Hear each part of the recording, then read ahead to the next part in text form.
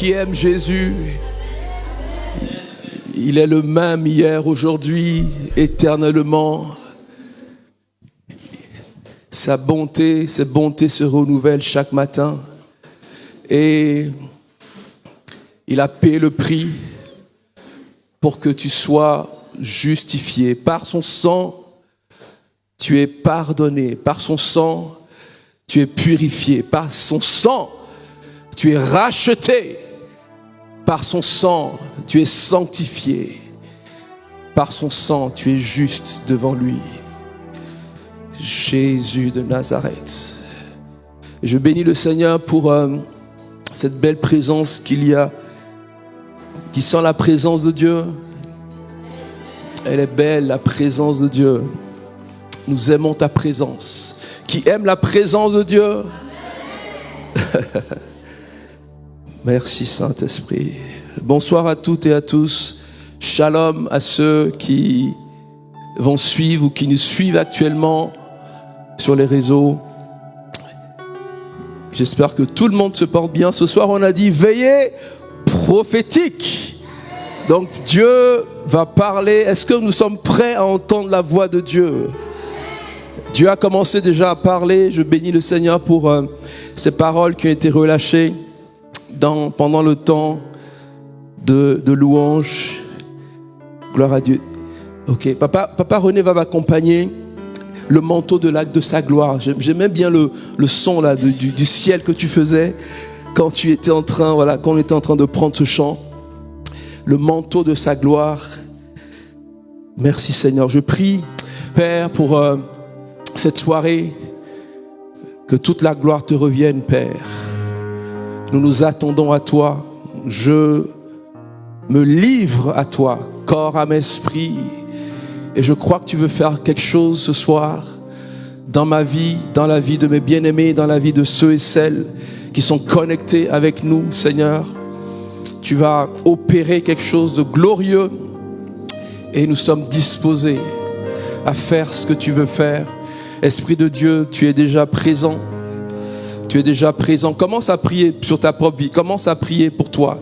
Prie pour que ce temps puisse être un temps particulier. Nous allons passer du temps dans la prière. Je ne sais pas, en fait, le thème, vous avez vu, c'est jusqu'à avant que le coq ne chante. On va prier jusqu'à ce que le coq chante ce soir. Si le coq ne chante pas, on ne sort pas d'ici. Le coq doit chanter. Alléluia. Donc, il y a une grâce d'intercession qui va descendre sur le peuple de Dieu ce soir. Et le message que le Seigneur m'a donné, ça va bénir, ça va relever quelqu'un, ça va challenger quelqu'un, ça va encourager quelqu'un. Alors commence, je sais que tu as déjà prié.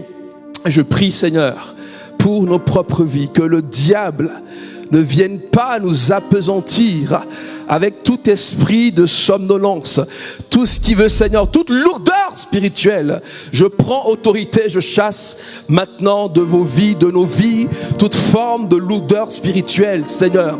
Nous sommes des sentinelles et nous sommes, Seigneur, ces disciples que je vais qualifier disciples avant que le coq chante. Et je vais vous expliquer pourquoi. Dieu m'a dit de parler à des disciples qui vont être des disciples avant que le coq chante. En fait, ça va être un adjectif que je vais utiliser. Vous allez comprendre le sens du thème, du sens de ce mot que je vais utiliser dans le nom de Jésus de Nazareth. Merci, Esprit de Dieu, que cette parole pénètre nos cœurs, que cette parole nous encourage et que nous soyons, Père, vraiment ces fils et ces filles qui vont faire la différence dans cette génération au nom puissant de Jésus de Nazareth. Et ce soir, j'ai une très bonne nouvelle pour toi. Peu importe ce que tu es en train de traverser. Tu sais, Dieu permet que tu puisses passer par un temps d'épreuve, un temps où Satan, tu vas peut-être sentir une oppression. Tu vas sentir que tu es en train, comme si tu es en train d'être réclamé par le diable. Tu es comme en train d'être réclamé et que le diable cherche en réalité à te cribler. Mais la bonne nouvelle, c'est que le diable ne sait pas à qui il a affaire. Il ne sait pas que ce qu'il est en train de faire en réalité, c'est en train de te propulser, c'est en train de te permettre d'entrer dans une nouvelle dimension.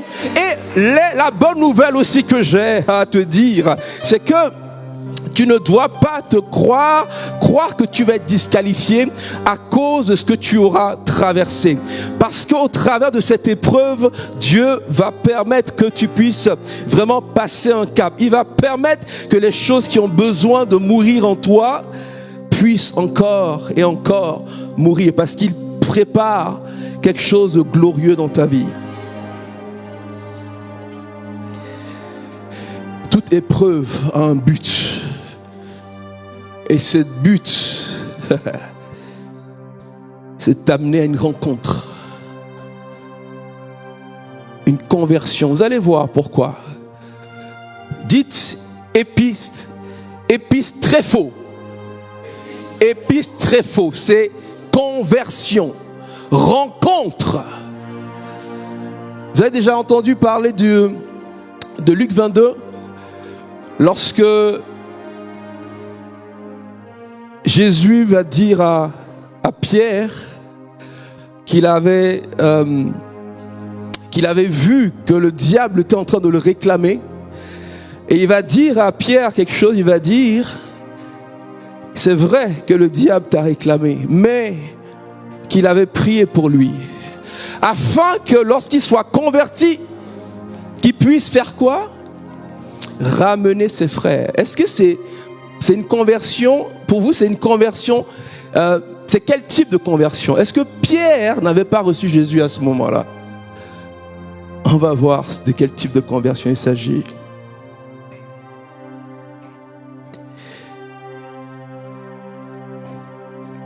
Il y avait des choses que tu faisais. La Bible dit que Jésus va dire à Pierre que avant que le coq ne chante, Pierre allait le renier 3 fois. Il y a des choses que tu fais parce que tu es sous cette pression-là. Tu es sous cette oppression. Et que tu le fais, en réalité tu le fais, c'est des choses que j'appelle des choses que tu fais sous pression. Parce que le diable est en train de te réclamer. Mais la bonne nouvelle, c'est qu'au travers de ça, il y a quelque chose de glorieux qui va sortir. Je crois que le Seigneur m'a dit clairement que il nous prépare à une rencontre en réalité.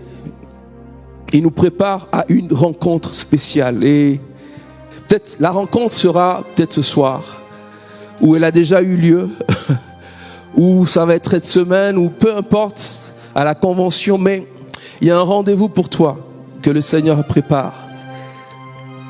Et Pierre est passé par cela parce qu'il devait avoir une rencontre avec le Seigneur en réalité. On va lire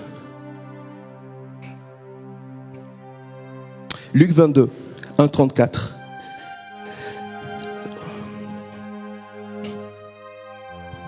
La fête des pains sans levain, appelée la Pâque, approchait.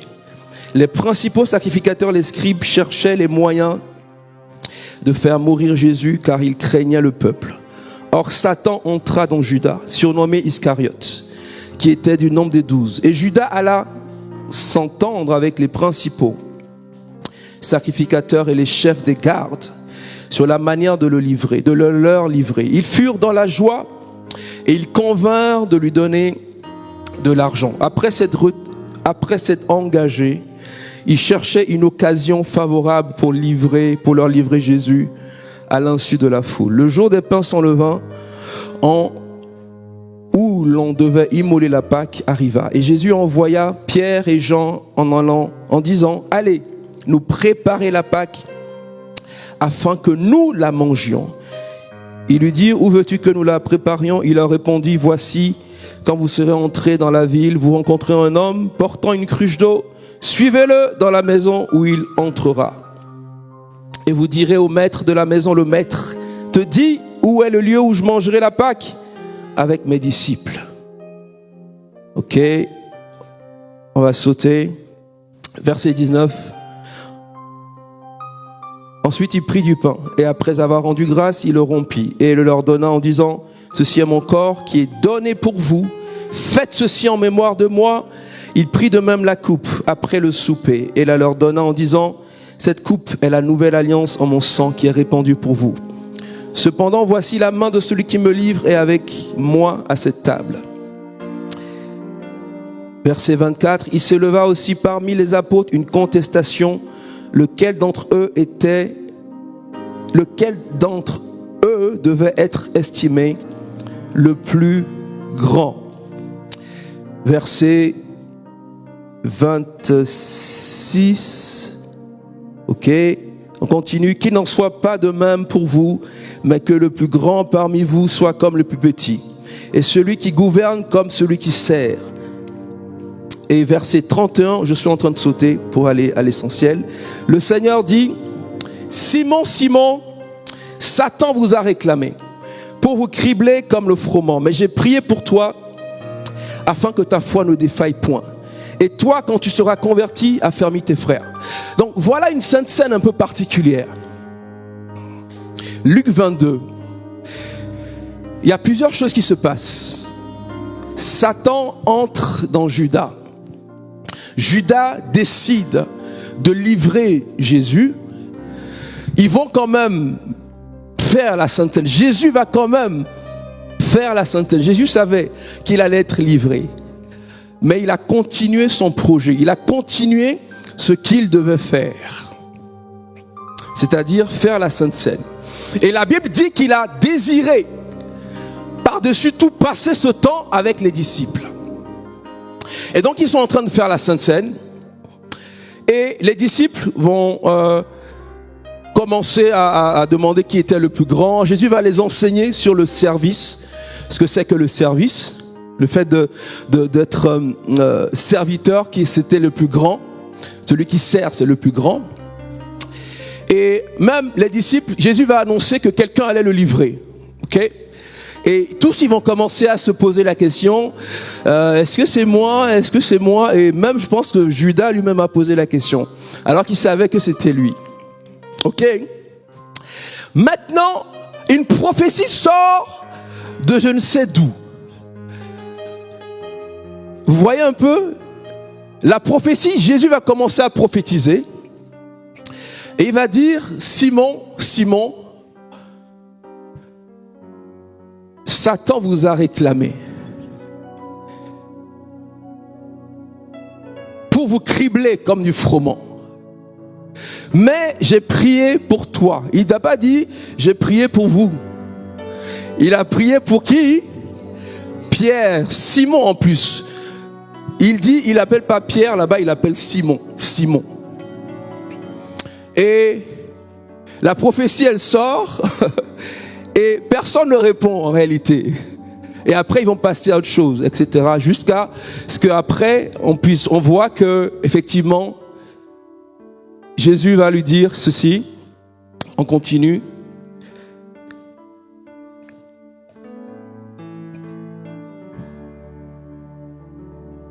« 33, Seigneur, lui dit Pierre, je suis prêt à aller avec toi et en prison et à la mort. » Okay? Donc il répond à cette prophétie-là.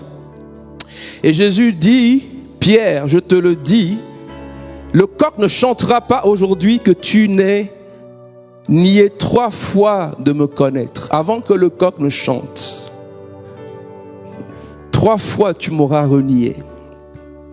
Et juste après, Simon Pierre ne dit plus rien et la prophétie va se réaliser. Le Seigneur m'a dit ceci, il m'a dit que il y a des disciples qu'il est en train de former dans le secret. Tu vois, Jésus a sorti une prophétie. Il a vu Satan effectivement opérer dans la vie des disciples. Mais ce que j'aime, c'est que il ne s'est pas arrêté à là. Il a dit qu'il avait prié aussi. Il y a des choses, vous allez voir beaucoup de prophètes. Je ne veux pas généraliser, mais en réalité, on aime trop, des fois, se concentrer uniquement sur ce que le diable veut faire. Sur ce qu'il est en train de faire. Ce n'est pas quelque chose de mauvais. Et le Seigneur m'a dit que les disciples, les serviteurs, les prophètes qu'il est en train de former dans le secret. Ça va être des prophètes, des disciples avant que le coq ne chante. Ça veut dire qu'ils ne vont pas uniquement voir le diable en train de cribler les gens. Ils vont aussi se mettre à prier pour Pierre, pour Simon, pour que Simon puisse après pouvoir encourager des frères.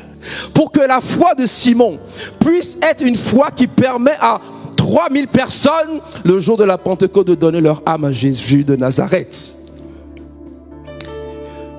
Qui permettra aussi à Simon de pouvoir être celui qui va ouvrir la première MPN dans la maison de Corneille.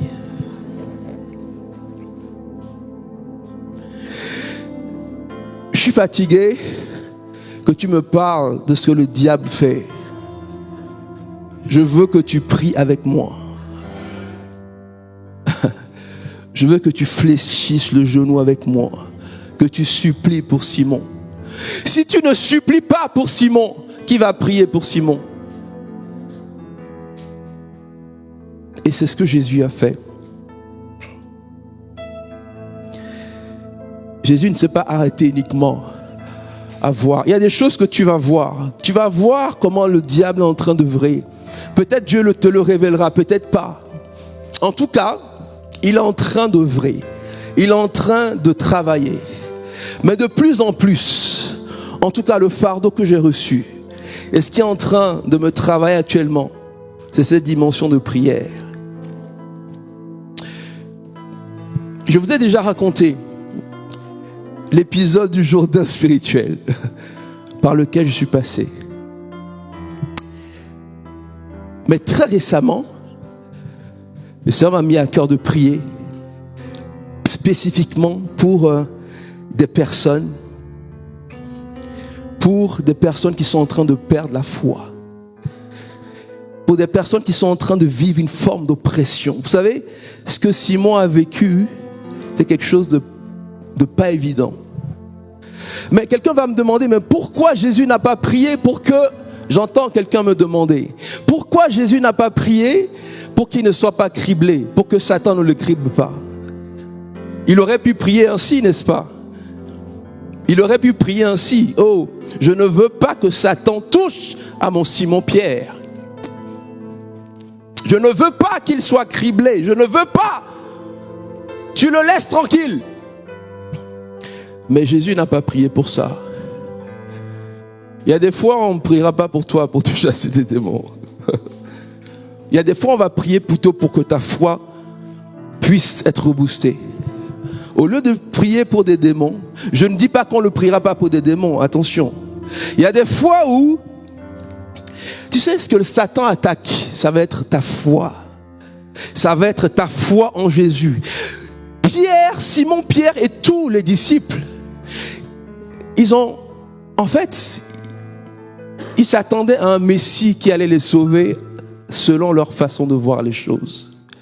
Et lorsqu'ils se sont rendus compte que finalement ce Messie, mais c'est qui? On le laisse, mais les gens viennent l'attraper, il se laisse faire. Mais ce n'était pas le même Messie auquel nous pensions.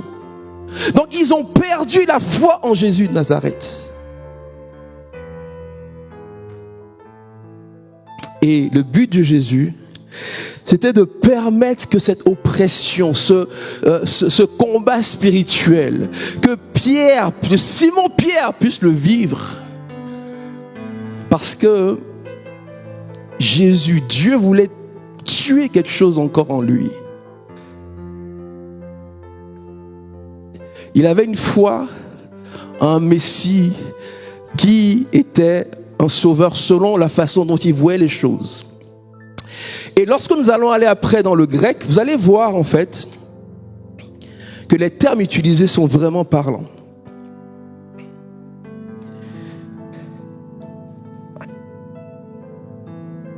Dieu va lever des intercesseurs, à la fois prophètes, onction prophétique. Ils vont voir les choses claires dans le monde spirituel. Et en même temps, ils vont se mettre à genoux pour prier.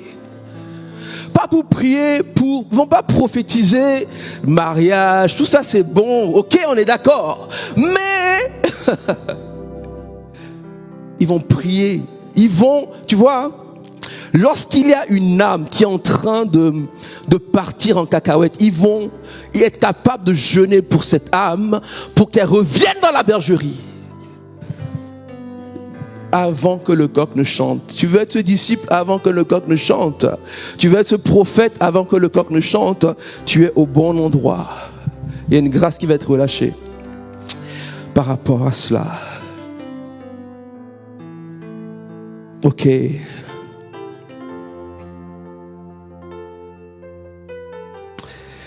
Il dit, le mot utilisé pour réclamer, exalteomai, demander, réclamer pour soi-même, pour punir, pour réclamer. Ok? Le mot utilisé pour cribler, c'est signazo, secouer comme un tamis. Waouh! Il y a des fois où tu passes par une forme de tu es en train d'être secoué comme un tamis. Ah, ok. Il y a quelque chose qui sortira de cette secousse. Ah, moi je l'ai vécu. Tu es oppressé. Et en fait, ce qui s'est passé, regardez. Cette semaine, j'étais en train, comme je vous l'ai dit, j'étais en train de prier pour des personnes spécifiquement. Et j'étais aussi oppressé en même temps. Et ce qui s'est passé, j'aime trop le Seigneur. Il y a 2 personnes qui ne vivent pas, donc qui sont en France, et qui m'ont envoyé des messages. Pour dire, voilà mon frère, il y a ça, je vois ça sur ta vie, il y a telle chose qui se passe, mais le Seigneur te dit telle chose. Il dit, waouh. Lorsque tu es en train de prier pour des personnes, lorsque tu es en train de, non seulement tu vois ce que le diable est en train de faire, cribler, ok, et tu te mets à prier, d'autres personnes aussi prieront pour toi. Et j'ai vraiment été fortifié par ces 2 messages. Vous ne savez pas à quel point. Et du coup, j'ai continué mon fight spirituel. Parce que je refuse. Je vais voir Simon. Simon, tu ne finiras pas comme Judas. Simon, tu finiras dans la chambre haute. On a parlé de chambre haute. Tu finiras dans la chambre haute au nom de Jésus de Nazareth. Je vais parler à un Simon ce soir. Peut-être pas ici, peut-être sur les réseaux. Tu as l'impression d'être criblé, d'être éprouvé, de passer par une sorte d'adversité. Sache que Jésus prie pour toi. Sache que déjà le Seigneur a promis de prier pour toi. Il prie pour toi. Le Saint-Esprit prie pour toi. Et tout va dépendre de ton attitude de cœur pour vivre, traverser cette épreuve. Pierre, cette forme de pression spirituelle, cette forme de crise de foi qu'il a vécue, elle a duré 3 jours en réalité. Jusqu'à ce qu'il rencontre après Jésus. On lira plus tard dans Jean 21. Ok, je continue. Scribler, donc ça veut dire aussi agitation interne, essayer de renverser la foi de quelqu'un. Ce que le diable a attaqué, c'est que ta foi soit renversée. En fait, c'est ce qu'il essaye. Mais je proclame que ta foi ne sera pas renversée. Au contraire, ta foi va être assise sur la parole du Seigneur Jésus de Nazareth. Et je sentais en fait ces derniers moments que ma foi est en train de baisser. J'ai dit, il faut faire quelque chose, c'est pas bon ça. Aïe. What's happened? Qu'est-ce qui se passe? Et j'ai commencé à mettre des prédications, écouter des enseignements pour booster ma foi. Et c'est on dit, mais tu vois, ces choses tu les faisais avant, pourquoi tu as arrêté de les faire?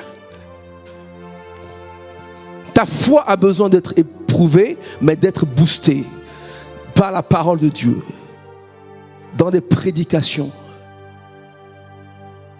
Et c'est ce que je faisais au début de ma conversion. Je trouvais le thème, même je lisais aussi des livres aussi pour booster la foi.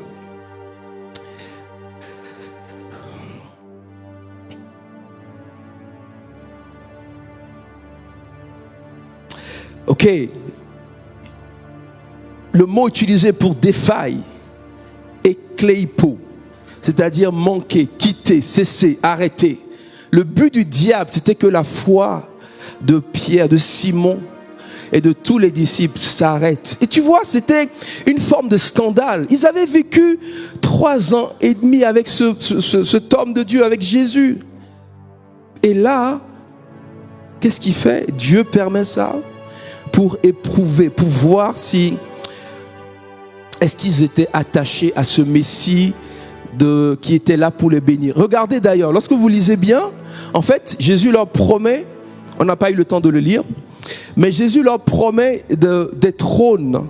Jésus leur promet il dit, vous allez juger avec moi les tribus d'Israël. Donc dans le contexte aussi, il y avait des promesses. Et dans ta vie aussi, il y a des promesses que Dieu a relâchées dans ta vie. Mais pour vivre ces promesses, tu dois passer par ce feu. Tu dois passer par cette forme de pression spirituelle. Parce que Dieu va éprouver ta foi. Et ce qui va en sortir, ça va être quelque chose de glorieux. Mais l'Église va prier pour toi. L'Église ne te laissera pas ainsi.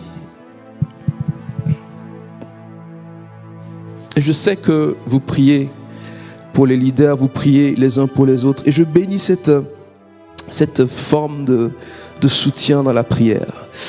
Le mot utilisé pour converti, ok, converti, écoutez bien, épistréphos, se tourner vers, retourner, revenir, se détourner. C'est le même mot utilisé dans Luc 17, 4. Il dit, et que cette fois il revienne à toi. Lorsque quelqu'un a péché et que la personne revient 7 fois, en fait, c'est ce mot utilisé. Ça veut dire qu'on peut se convertir 7 fois dans une journée. Ça veut dire que tu peux revenir.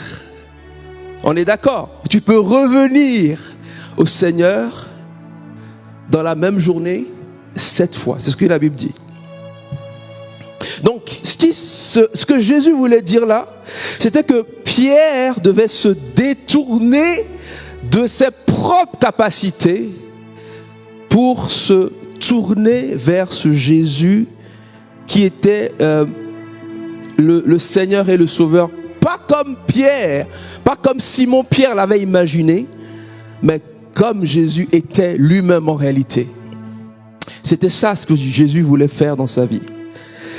Le mot utilisé pour affermir, c'est stérizo, rendre stable, placer fermement, fortifier, rendre constant, renforcer, rendre ferme. Et c'est ce que Pierre a fait. D'ailleurs, vous lisez son épître, quel niveau? Vous avez déjà lu l'épître de Pierre?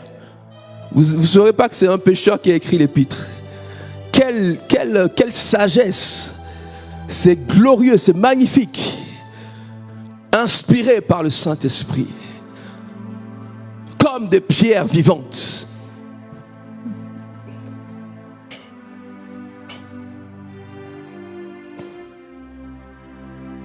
Donc, si on veut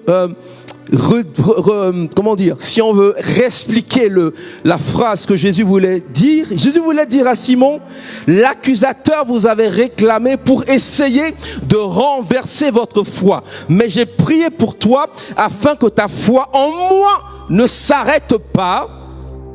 Mais lorsque tu te seras détourné de toi-même, lorsque tu seras détourné de toi-même et que tu reviendras à moi, rends stable et fortifie tes frères. Quel projet magnifique. Donc, ça veut dire que Jésus voyait en fait, vous savez, Simon, ça veut dire inconsistant. Il y a des personnes que tu vois inconsistantes. Ok? Mais en réalité, Jésus les voit comment? Comme des Pétros. Comme des pierres. Toi, tu vois la personne inconsistante. C'est pour ça, tu ne peux pas juger à l'apparence. C'est vrai, il faut juger aux fruits. Mais tant que c'est pas encore fini. Tu peux pas mettre des gens dans des cases en réalité. Imagine, Jésus avait mis Pierre, Simon dans une case. Simon, est-ce que tu es là? Tu vas être l'acteur du réveil à Jérusalem. Tu vas parler. Je parle à un Simon ici, maintenant là. C'est toi qui vas parler. C'est toi qui vas fortifier tes frères.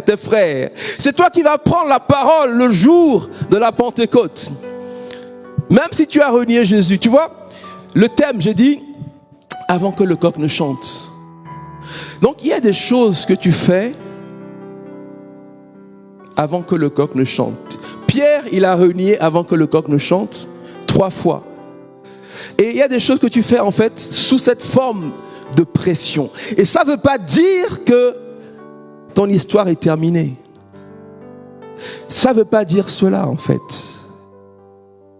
Ça veut juste dire qu'il y a un processus que le Seigneur est en train de mettre en place et tout va dépendre de ton obéissance en réalité pour passer cette épreuve de foi.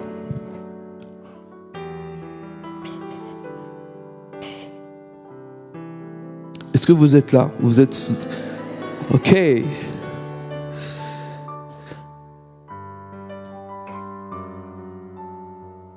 Tu vois ce que j'aime aussi? Pierre ne sait pas... C'est vrai qu'il a pleuré amèrement parce que ça lui avait fait mal. Tu vois, quand tu vis cette forme d'oppression, il y a des choses que tu fais et tu les fais, après tu vas regretter en réalité. Tu les fais mais tu regrettes. Tu te dis mais tu te sens nul après. Est-ce que c'est moi qui ai fait ça? Tu vois, ça concerne en réalité ton appel. Et le diable vient attaquer ton appel. Il vient remettre en question ton appel. Il vient remettre en question ta foi. Il vient remettre en question tout ce que tu avais comme fondement. Je me suis posé la question. Imagine Jésus n'aurait pas prié. Qu'est-ce que ça aurait été? Déjà, Jésus a prié. Ok? Il a été criblé. Dieu a permis cela. D'accord? Et ça a duré que 3 jours. C'est pour ça que tu dois rester dans le corps. Tu ne dois pas t'éloigner. Tu dois rester dans le corps. Parce que je suis le gardien de mon frère. Et nous sommes les gardiens de nos frères, les uns les autres. Nous prions l'un pour l'autre. Et Pierre est resté dans l'église de Jésus. Tu vois? Quelqu'un peut se demander, mais est-ce que Pierre avait rétrogradé? Non. Est-ce qu'il avait perdu la foi? Est-ce qu'il était... donc, il n'avait pas rétrogradé, je ne pense pas. Il était toujours... c'est vrai qu'il avait perdu la foi, on est d'accord. Mais Dieu est en train de faire quelque chose dans sa vie. Il n'avait pas perdu l'onction. C'est vrai qu'il a arrêté après, qu'ils sont partis pécher.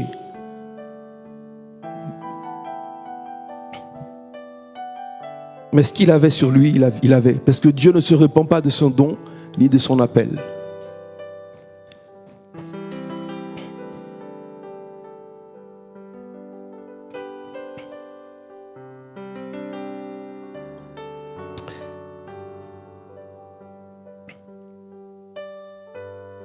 Merci Seigneur.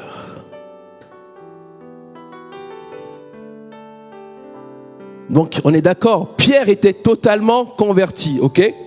Il avait reçu Jésus. Rappelez-vous, lorsqu'ils ont tout laissé pour suivre Jésus, donc ils avaient bien reçu le Seigneur Jésus dans leur cœur. Donc la conversion dont il est question, on l'a expliqué, c'est une conversion où tu te détournes de lui, où Pierre devait se détourner de lui-même et en fait retrouver une foi saine en Jésus. Et c'est ça ce qui s'est passé. D'accord? Donc, il va vivre cette rencontre. Il va la vivre dans Jean.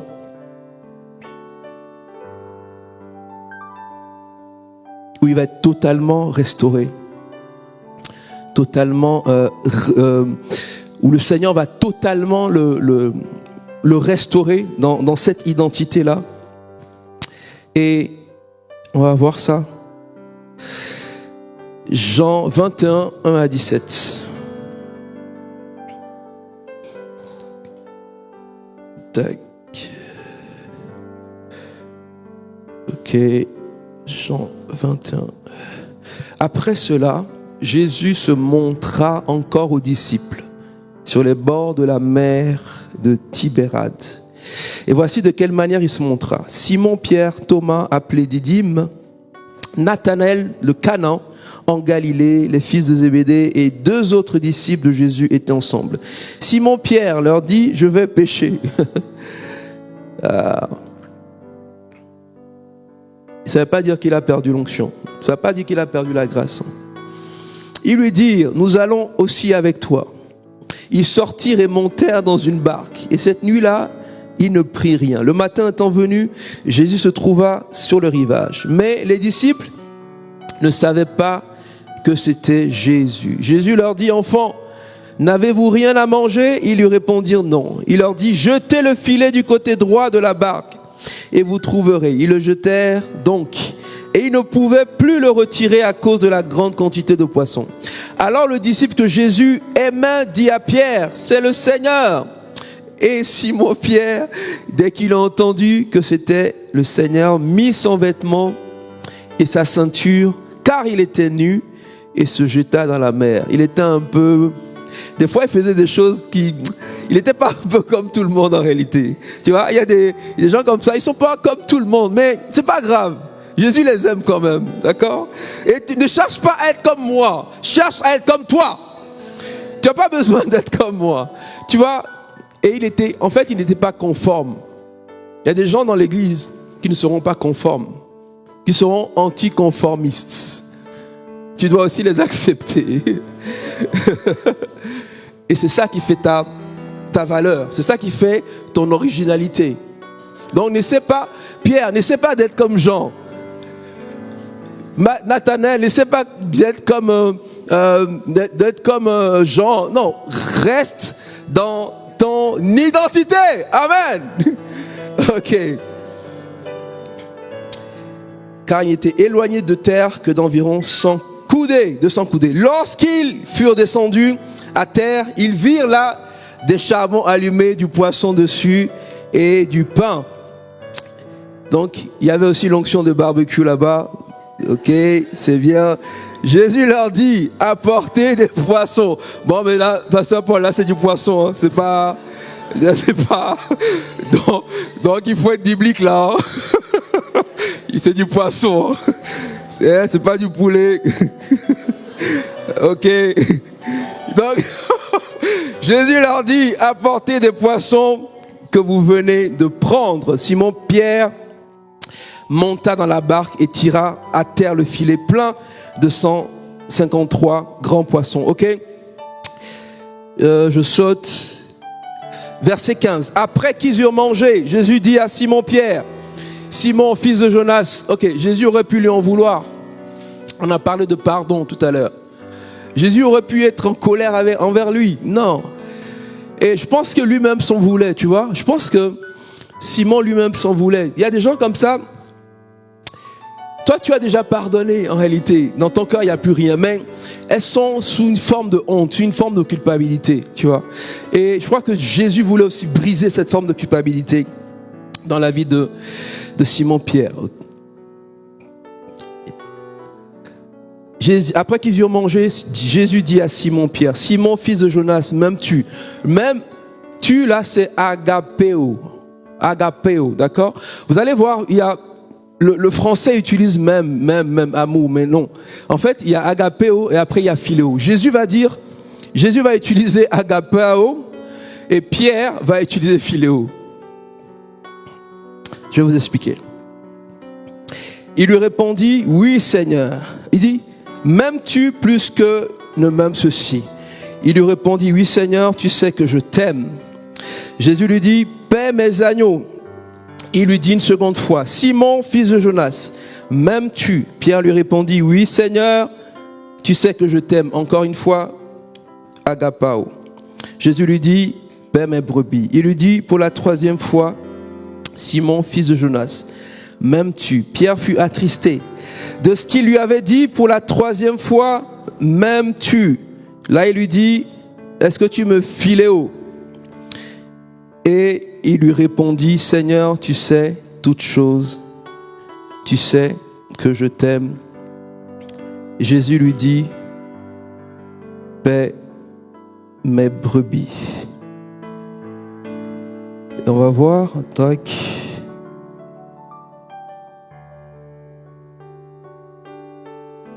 Donc, Jean.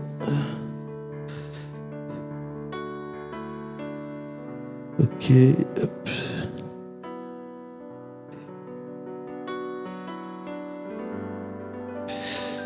Ok. Agapao, ça veut dire, on va voir, accueillir, recevoir, aimer chèrement. Donc, Jésus lui pose d'abord la question, est-ce que tu me agapao? Est-ce que tu m'accueilles? Est-ce que tu me reçois? Est-ce que tu m'aimes chèrement? C'est ce qu'il lui pose comme question. Et Pierre va répondre, tu sais que je t'aime, il dit philéo. Et philéo, c'est approuver. C'est approuver, traiter affectueusement ou avec bonté, accueillir. Donc, quand tu me dis je t'aime là, c'est quel je t'aime que tu me dis? C'est agapao ou est-ce que c'est philéo? Amour fraternel, aimez-vous ardemment dans cet amour philéo.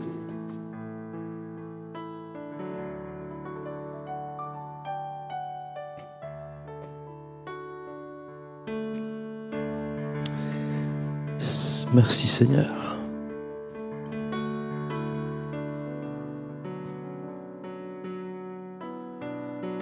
Ok, je te pose maintenant des questions et c'est pour nous examiner.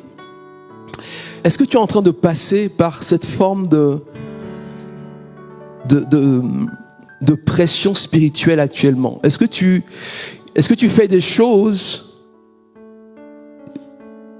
Est-ce que tu as l'impression que ta foi est éprouvée? Est-ce que tu es en train de passer par la même chose que Pierre est en train de vivre? Est-ce que tu es en train de remettre en question ton appel? Est-ce que tu es en train de remettre en question les promesses de Dieu? Est-ce que tu es en train tu crois que c'est fichu, c'est terminé à cause de tes petits écarts que tu as pu faire? Mais la bonne nouvelle que j'ai pour toi, c'est pas encore fini. Il y a un Pierre qui va sortir de toi. Il y a une servante de Dieu un serviteur de Dieu qui va sortir de cette épreuve pour pouvoir encourager d'autres, pour pouvoir prier pour d'autres, pour pouvoir rendre fort d'autres. C'est ça la bonne nouvelle. Dans quel domaine tu as l'impression que la foi est éprouvée? Moi, ma foi a été éprouvée, mes amis. C'est énorme. Il a fallu que je médite, je booste ma foi dans ce domaine-là. Donc c'est bon, c'est une bonne chose en réalité. T'inquiète pas. Il faut juste que tu te charges, que tu te remplisses de foi à nouveau. Que tu écoutes, que tu dises à ton âme, mon âme, non, c'est pas ce qui est écrit. Mon âme, voici ce qui est écrit. Je m'appuie sur ce que le Seigneur a dit. Et je dis ça, mais c'est pas évident. Je dis, oui, c'est pas facile. Quelqu'un me dit, c'est pas facile. Je suis d'accord avec toi, c'est pas facile. Mais le Saint-Esprit te permet de le vivre. Et tu vois, c'est pour ça il y a des sujets, des fois, et le Seigneur va permettre que ces intercesseurs se lèvent encore plus. Il y a des personnes auprès desquelles tu vas aller te confier, selon ce que l'Esprit te conduira de faire, bien sûr. Pas n'importe qui, on est d'accord. Et ces personnes vont t'encourager, vont prier avec toi, afin que ta foi ne faille pas, afin que ta foi reste ferme. Ta foi ne va pas être ébranlée. Ta foi ne sera pas ébranlée. Je parle déjà au nom puissant de Jésus. Je te dis que cette foi-là, je viens prendre autorité pour arracher maintenant toutes ces pensées, ces mensonges que Satan est en train de mettre dans tes pensées. Je les arrache. Je les arrache dans le nom puissant de Jésus.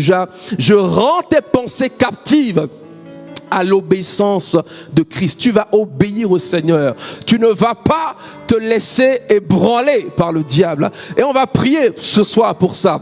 Tu vas te lever. Tu vas prendre le bouclier de la foi pour éteindre tous les traits enflammés de l'ennemi contre ta vie.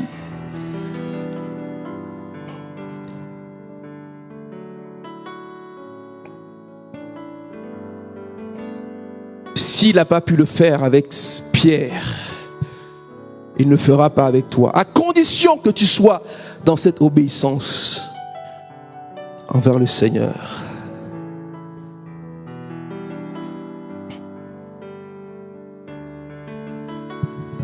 Et tu vas prier. Tu vas aussi être ce serviteur donc, que j'ai appelé, donc ces disciples, ces prophètes, qui sont des intercesseurs avant que le coq ne chante. C'est-à-dire, eux, ils vont recevoir des choses en esprit. Ils vont pas seulement recevoir les choses concernant le diable, ok, tant mieux s'ils reçoivent, mais ils vont plaider devant le trône de grâce. Ils vont fléchir le genou, ils vont fighter, ils vont combattre le bon combat de la foi dans la dimension prophétique. Et ce soir, on est venu pour combattre. Et si le coq ne chante pas, on ne part pas d'ici. Vous voyez les coqs au village là, vous connaissez ou pas? Je vais vous amener au Togo, vous allez voir. Ils font du bruit quand ils crient là, 4 heures du matin. Et si le coq ne chante pas, on part pas. Seigneur. Oui, Seigneur, nous voulons, papa. Et tu vois, le diable ne peut plus te dire que tu as rétrogradé. Il ment en réalité. Tu ne peux pas rétrograder. Tu ne peux pas lâcher la main du Seigneur. Dieu, il ne peut pas. Tu ne peux pas. Non, tu ne peux pas. Il dit, il tient dans sa main ceux qu'il a choisis. Tu as été choisi. Tu as été choisi. Je dis que tu as été choisi. Dieu ne permettra pas que tu partes. Essaye toi-même, tu ne peux pas. C'est pasteur Rémi qui le dit, qu'il a essayé de pécher, il ne pouvait même pas. Qu'il a essayé de... Tu ne peux pas. Tu vois, quand tu es né, moi je l'ai vécu aussi, quand tu es né véritablement de nouveau, en réalité, il y a des choses que tu ne peux pas le faire parce que l'Esprit habite en toi. Les choses que tu aimais faire avant, tu ne peux plus les faire. Parce que tu es né d'en haut, tu es la nouvelle création. L'Esprit de Dieu habite en toi. Tu es le temple du Saint-Esprit. Tu es le temple de Dieu. Et Dieu est venu faire son habitation en toi. Nous sommes de la même nature que les pierres. Le même esprit qui était en Pierre est en toi. La même grâce est en toi. Le même Saint-Esprit en toi.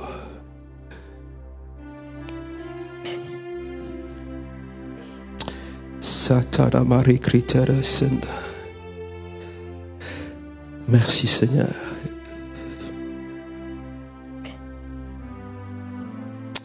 Merci Père. Et on a besoin de nouveau, peut-être, tu as besoin de replacer ta foi. Tu as besoin peut-être de te repentir, ok?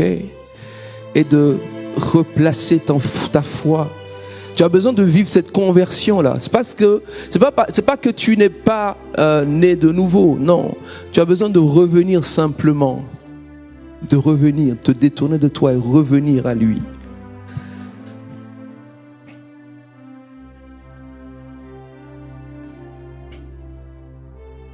On va prendre la Sainte Seine. Et c'est pour ça que nous allons prendre la Sainte Seine. Nous allons prendre la Sainte Seine pour célébrer cette victoire. Déjà, dis merci au Seigneur parce que il intercède pour son Église. La Bible dit que le ministère de Jésus actuellement, c'est un ministère, vous savez que c'est un ministère d'intercession. Il est en train de prier pour l'épouse. Alléluia. Tu fais partie de l'épouse. Et on va célébrer cette grâce. Vous savez, si Pierre n'a pas été disqualifié, tu ne seras pas disqualifié. À moins que ce soit toi-même que tu... Personne ne peut te disqualifier si ce n'est toi-même en réalité. Tout va dépendre de tes choix. On va prendre la Sainte Seine parce que de façon prophétique, on va croire et déclarer que cette épreuve de foi-là, qu'on sort victorieux de cette épreuve de foi. Et en même temps que on voit la victoire, on voit de façon prophétique les disciples, les personnes que nous allons affermir. Parce que nous-mêmes, nous serons affermis. Et nous allons pouvoir après affermir d'autres. En prenant cette Sainte Seine, on va déclarer qu'on triomphe de l'oppression. On peut amener, s'il vous plaît, la Sainte Seine. On n'est pas en train de jouer, on est vraiment en train de... Tu vois, ils ont fait la Sainte Seine. Dans Luc 22, ils ont fait la Sainte Seine. Et il y a eu plein de choses qui se sont passées, mais il y a cette dimension de grâce. Même Judas, vous savez qu'il a pris la Sainte Seine, Judas? Judas a pris la Sainte Seine aussi. Et il n'est pas mort. En fait, il est mort, oui, il est mort, il s'est pendu. Okay? C'est vrai qu'on doit s'examiner, nous devons nous examiner. Mais la Bible dit, approchez-vous du trône de grâce. En fait, tout est grâce, tout, il n'y a rien que nous ne méritions. Tout est absolument une question de grâce.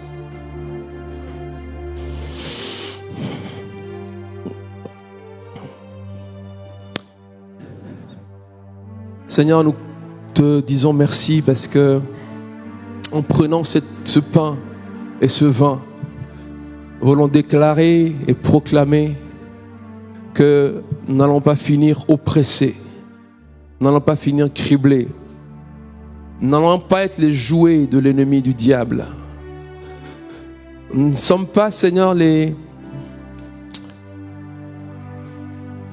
ne serons pas, Père, éprouvés au-delà de ce que nous pouvons supporter, Papa. Et peu importe ce par quoi nous passons, nous croyons que tu es en train de nous préparer pour être ceux et celles qui vont pouvoir fortifier ceux qui ont besoin d'être fortifiés. Seigneur, nous acceptons par ce pain et ce vin, nous acceptons cette conversion. Nous acceptons de nous détourner de nous-mêmes et de nous replacer en toi notre foi. En prenant ce pain, en prenant cette coupe. Seigneur, nous croyons que notre foi, nous prenons l'engagement de mener le bon combat de la foi. Lorsque tu vas prendre la Sainte Seine,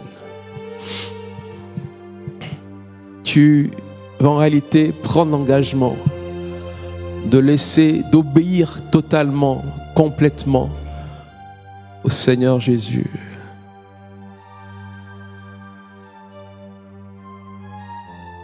Tu vas prendre l'engagement. Tu vas lui dire, Seigneur, je te demande pardon